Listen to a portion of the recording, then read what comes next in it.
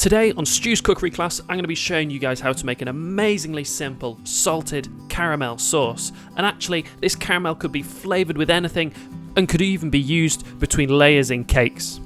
Now first, we're going to take our tin of condensed milk and submerge it completely in a pan of just simmering water. Now it's really important to make sure the top's well covered. You don't want the water level to go below the top of the can, or there's a chance that it's going to burst, and that could be dangerous. So this here, you can see it's rattling away. Pan's boiling a little bit too much, so I just turned it down slightly to let it simmer really gently, and I kept topping it up with water every 45 minutes.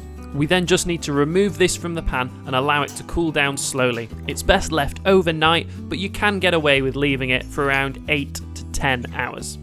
We're now ready to crack open our can and have a look inside. It should be a nice sort of golden caramel colour.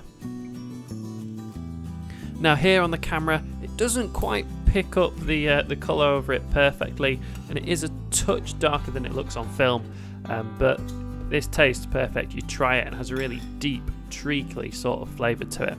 Now I'm going to pop this in the microwave for just 10 seconds and it'll soften down slightly. 10 to 20 seconds. You don't want to give it any longer than that because you'll start to sort of burn and caramelise it around the edge. I'm going to give it a really good whisk and I'm going to add in my salt. Now I added four good pinches of salt. This is entirely down to personal taste. Just be aware that as the salt sits in it, that flavour will leach out, so it'll stop being just little clumps and you'll get that salt flavour through it. So you can always add more later.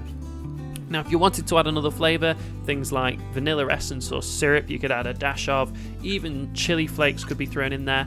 Now if you're going to add something like coffee in, you could use some coffee granules, but you just need to just dissolve them in a little bit of hot water first. Not much water, sort of as little as it takes to get it to form a soft sort of liquid. And the cocoa powder could just go straight in there too. I'm going to store mine in a Kilner jar, but this does last fairly indefinitely in the fridge.